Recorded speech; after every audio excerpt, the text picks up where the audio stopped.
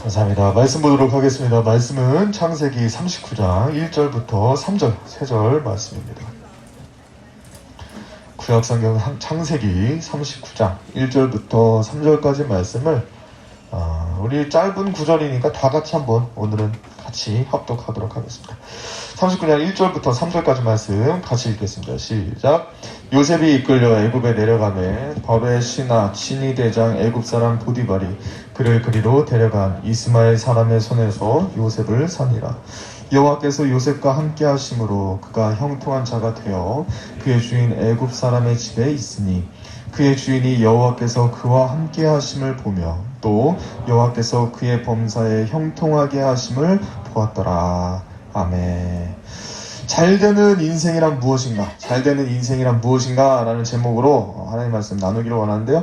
말씀 제목 가지고 우리 옆 사람이랑 같이 한번 좀 인사합시다. 당신은 잘되는 인생입니다. 잘 될 거예요. 잘 될 거예요. 옆 사람 이렇게 인사해. 잘 될 거예요. 걱정하지 말아요. 잘 될 거예요. 하나님이 당신을 형통하게 하실 겁니다. 형통하게 하실 거예요. 여러분들 이거 본 적 있어요? 남녀 언어 사용 설명서? 네, 이런 거 한번 본 적 있는지 모르겠는데 남녀 위에 글씨가 좀 잘렸는데 위에 글씨 뭐라 써있냐면 남녀 언어 사용 설명서예요. 그래서 같은 말을 두고서 남자랑 여자랑 반응하고 이해하는 게 조금씩 다르다라는 거죠. 그래서 뭐 여러 가지가 있어요. 뭐 자기야라는 말 있을 때 남자는 그냥 부르는 거예요. 자기야. 그리고 여자는 자기야. 할 말이 있다는 거죠. 네. 그리고 남자가 바빠? 하면은 진짜 바쁘냐고 남자는 물어본 건데 여자는 바빠? 뭐가 그렇게 바쁘길래 연락이 안 돼? 뭐 이런 뜻이라는 거죠. 그래서 뭐 여러 가지가 있어요. 뭐 배고파 이거 맛있겠다. 이거를 사진으로까지 찍을 건가 이게? 사진 이거 처음 봐서? 중요할 것 같으니까. 그치? 이거를 안 보여서 아니 카메라를 들고 사진을 찍길래 야 이게 그 정도로까지 영향력이 있는 건가라서 했는데 안 보여서 시대가 좋아. 망하면 필요 없어. 이 줌하면 되니까. 그리고 뭐 여러 가지가 있어요. 그래서 여러 가지가 있는데 저는 이 중에서 좀 가장 조금 마음에 와닿는 게 뭐였냐면 연락하지 마.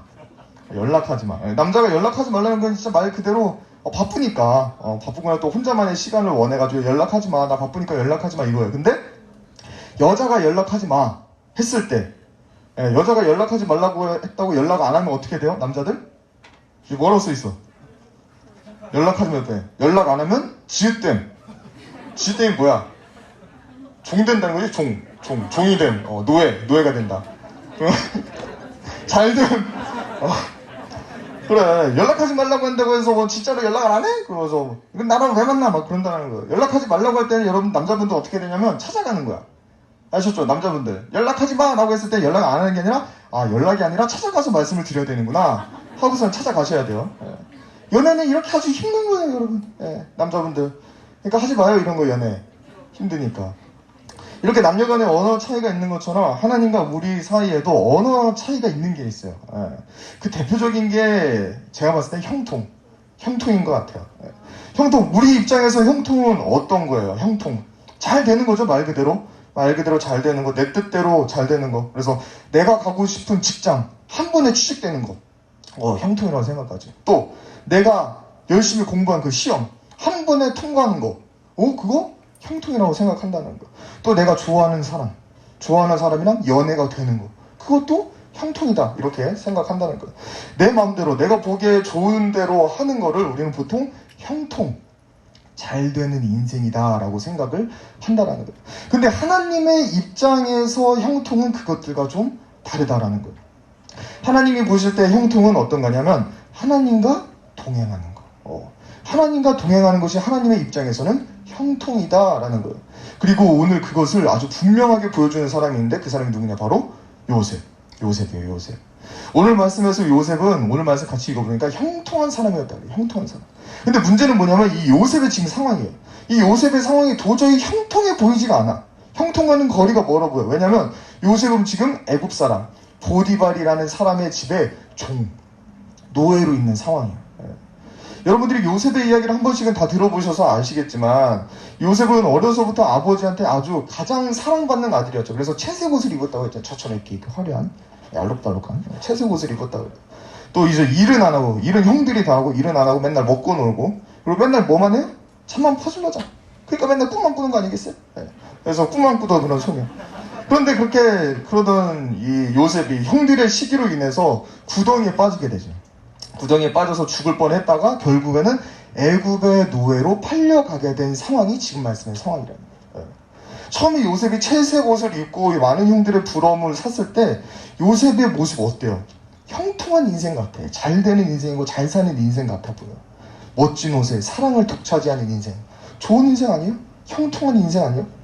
좋은 인생이다라고 말할 수 있겠죠. 그런데 하나님은 이때의 요셉을 보고 단 한 번도 요셉이 형통하다라고 이때 말씀하지 않으셨다는 거예요. 오히려 애굽의 노예로 팔려가서 보디발 장군의 집에서 노예로 있게 될 때 하나님은 이 요셉을 보고 형통한 사람이다라고 이야기를 하셨다는 거예요. 그 이유가 뭘까요? 그 이유가 뭔지 오늘 말씀의 2절, 3절 다시 한번 보면서 확인해 보도록 하겠습니다. 자, 오늘 말씀 2절, 3절 같이 읽어보겠습니다. 시작! 여호와께서 요셉과 함께 하심으로 그가 형통한 자가 되어 그의 주인 애굽 사람의 집에 있으니 그의 주인이 여호와께서 그와 함께 하심을 보며 또 여호와께서 그의 범사에 형통하게 하심을 보았더라. 자, 이 말씀 보니까 요셉이 형통한 이유가 뭐예요? 요셉이 형통한 이유는 하나님이 요셉과 함께 하심으로 하나님이 요셉과 함께 하심으로 하나님이 요셉과 함께 하시기 때문에 하나님은 요셉 그가 형통한 사람이다 라고 말을 했다라는 거예요. 그리고 하나님이 요셉과 함께 동행하시면서 진짜 이 요셉을 형통한 인생, 형통한 삶으로 만들어 가셨어요. 결국 우리는 이것을 통해서 알 수 있는 것은 뭐냐면 하나님과 동행하는 것이 형통이다라는 거예요. 그런데 하나님과 동행한다는 게 왜 형통일까요? 대충 하나님이랑 같이 하니까 좋은 건가? 싶긴 한데 도대체 왜? 구체적으로 왜? 하나님과 동행하는 게 왜 형통인 걸까요? 왜냐하면 하나님은 인격적인 분이시기 때문에. 인격적인 분. 하나님은 그냥 부적이나 나무 조각상, 돌 조각상 그렇게 멍하게 있는 그런 우상과 같은 것이 아니라 인격적으로 우리를 만나주시고 우리의 마음과 생각을 주장하실 수 있는 분이시기 때문이라는 거예요. 그러다 보니까 하나님이 우리의 삶에 우리와 함께 하다 보면 자연스럽게 우리의 삶 가운데 주시는 변화들이 있어요. 가져다 주시는 변화가 있는데 그게 뭐냐면 소망과 성실이에요. 소망과 성실. 하나님과 함께 동행하는 사람의 모습에는 소망과 성실이 드러나게 된다는 거예요. 그래서 제가 지금부터 하나님과 동행한 사람, 이 요셉에게 어떻게 소망과 성실이 드러나게 됐는지 요셉의 모습을 통해서 여러분들에게 하나씩 좀 말씀드리도록 하겠습니다.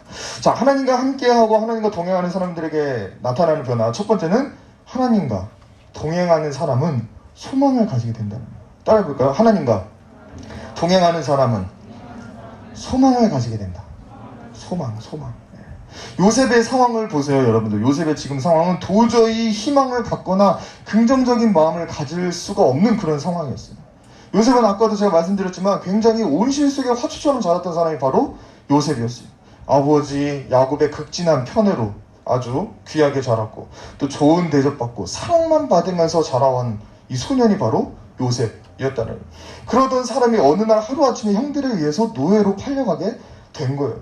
애굽 이집트라는 그 먼 거리를 고생하면서 이동을 하면서 가요.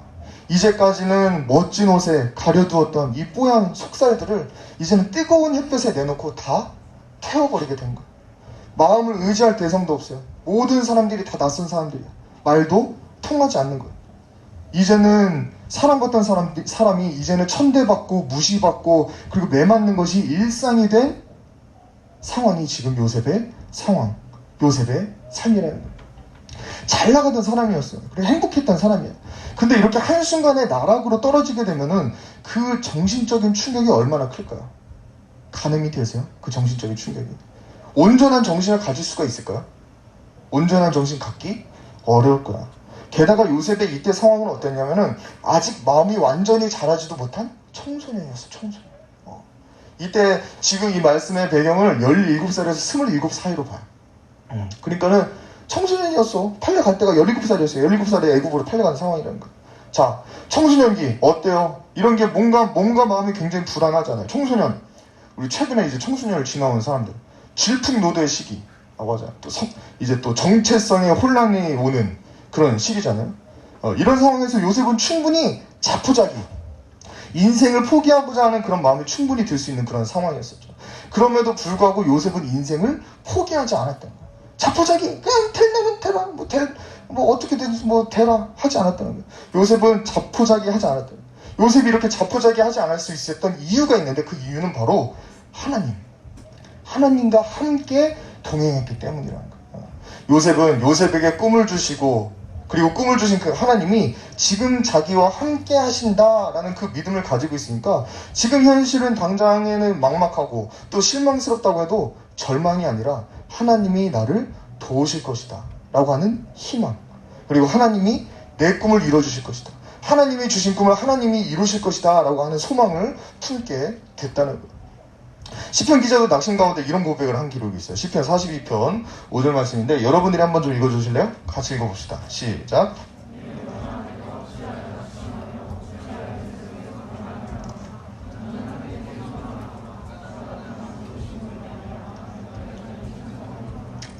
아멘. 자, 오늘 말씀해 보니까 하나님이 나타나 나와 함께 하신다. 그러니까 하나님이 나와 동행하신다는 믿음 가운데 하나님께 소망을 두라라고 하는 거예요. 시편 기자도. 나와 함께 하시는 하나님이 나를 도우신다. 나와 함께 하시는 하나님이 나를 건지신다. 그 하나님이 나를 일으키시고 그 하나님이 나를 회복시키실 것이다. 이 믿음 가지고 소망을 가지고 하나님께 소망을 두고 그렇게 나아가는 사람들을 하나님은 절대로 외면하지 않으신다라는 거예요. 하나님과 동행하면서 하나님께 소망을 두고 살아가는 사람은 하나님이 반드시 그 인생을 형통한 인생으로 만드시고 그 형통한 인생을 통해서 이 시편 말씀과 같이 그 사람이 하나님을 찬양하게 만들어 주신다라는 거예요. 우리가 살아가면서 상황이나 현실을 바라볼 때 실망스러운 때들이 있죠. 나의 가정 형편으로 돌아봤을 때, 또 나의 외모, 또는 지금 내가 가지고 있는 스펙, 또는 지금 나의 현재의 경제적인 상황, 이런 것들을 보면은 절망감과 실망감이 느껴질 수가 있어요. 그럴 때에 지금 당장 나의 눈에 보이는 그런 상황이나 현실에 매몰돼서 절망하는 것이 아니라 나와 함께 하시는 그 하나님을 바라보시는 여러분들이 되시길 바라요.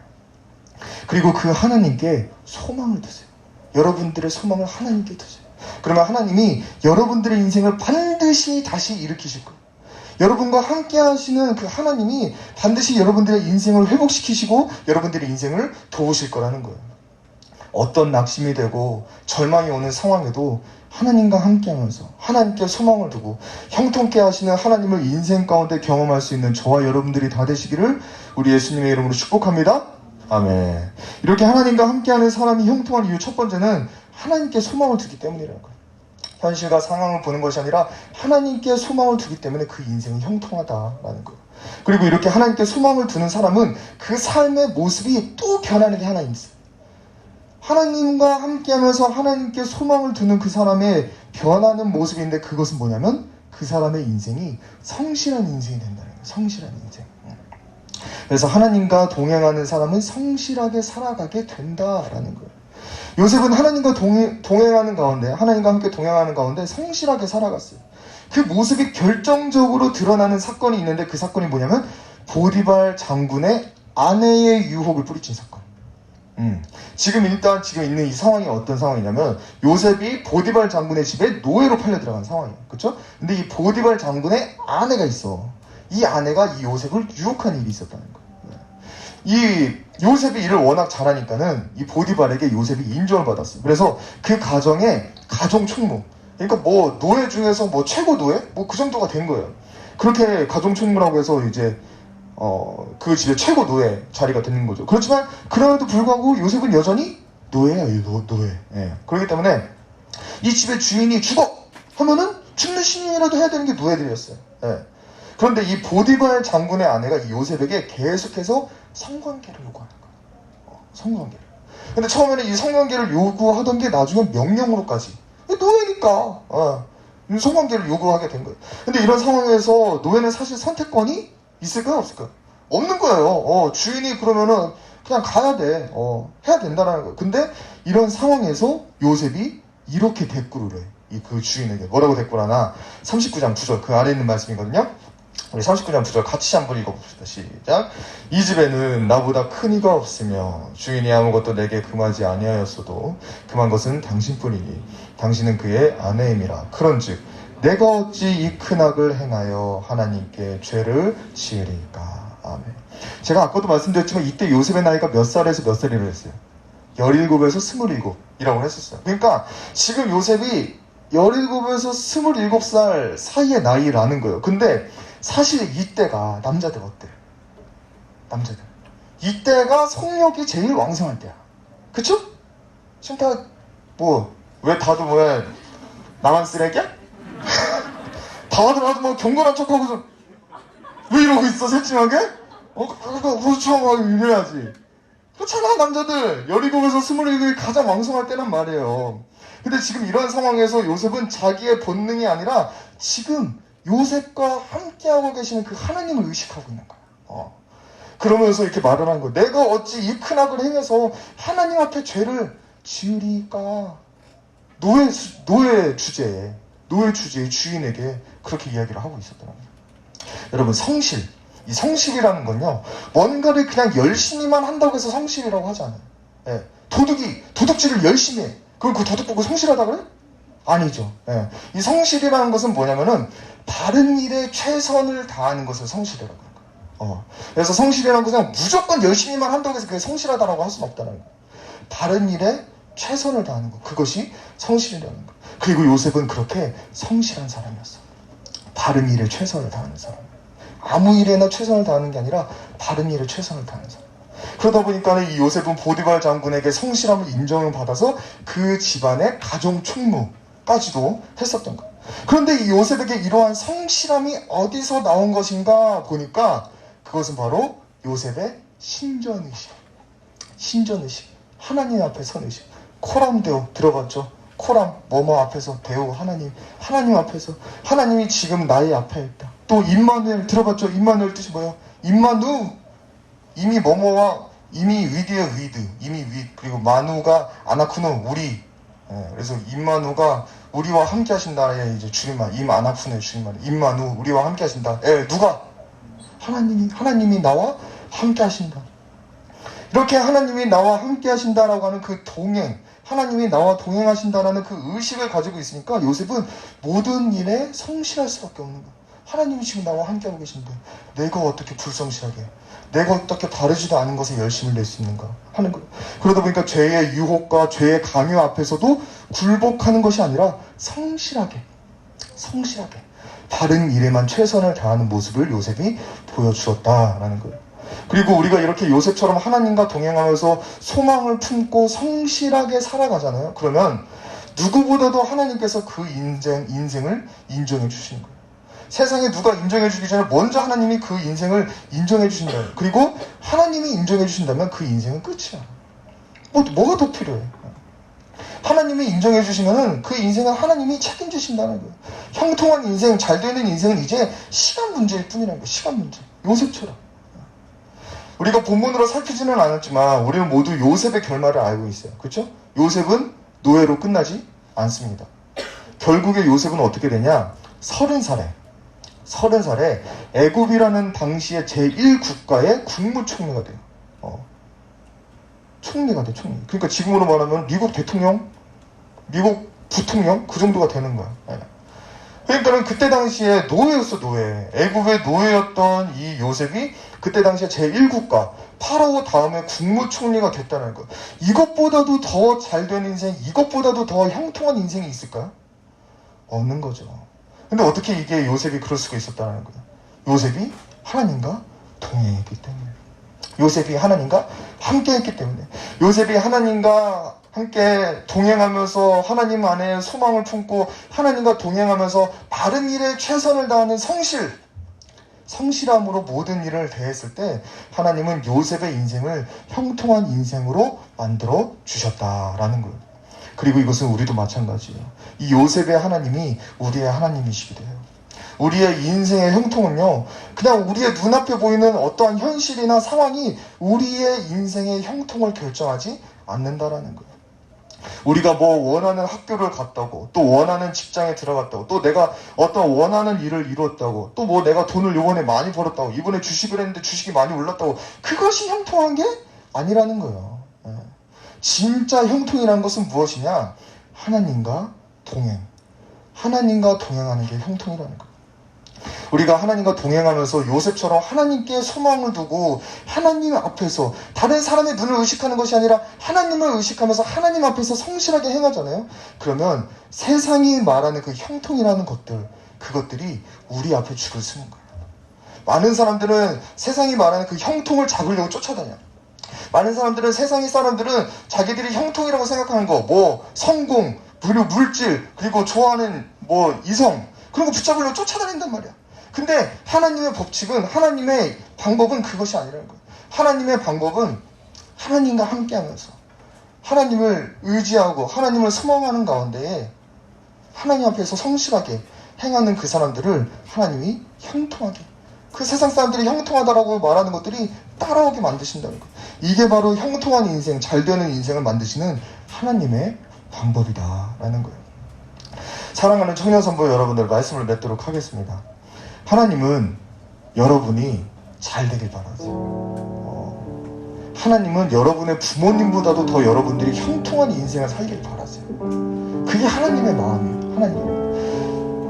하나님은 여기에 있는 여러분들 중에서 단 한 사람도 여러분들의 인생이 고통으로 시작해서 고통으로 끝나길 바라는 인생이 한 인생도 없어요. 다 여러분들의 인생이 잘 되길 바라고 여러분들의 인생이 형통하길 바라신다는 거예요. 이건 단순히 저의 마음이 아니라 하나님의 마음이에요. 그런데 그 형통하게 되는 방법은 보통 사람들이 생각하는 것과 다르다는 거예요. 형통한 인생이 되는 법, 그것은 세상 사람들이 말하는 형통하다라고 하는 것을 쫓아가는 것이 아니에요. 우리가 형통한 인생이 되는 법, 그것은 하나님과 동행하는 거예요. 하나님과 동행하는 거예요. 하나님과 동행하면서 하나님께 소망을 두고, 하나님과 함께 동행하면서 하나님 앞에서 정직하고 성실하게 바른 일에 최선을 다하세요. 그러면 하나님이 요셉과 동행하시면서 요셉의 인생이 형통한 인생이 되게 하신 것처럼 저와 여러분들의 인생도 반드시 형통한 인생으로 만들어 주실 줄로 믿습니다. 요셉처럼 하나님과 동행하면서 하나님 안에 소망을 두고 하나님 앞에서 성실하게 살아가시면서 하나님께 인정받는 형통한 인생, 그리고 많은 사람들에게 또한 칭찬받는 형통한 인생 살아갈 수 있는 저 여러분들 다 되시기를 우리 예수님의 이름으로 축복합니다. 아멘. 이 시간에 우리 같이 말씀 생각하면서 찬양하고 기도하도록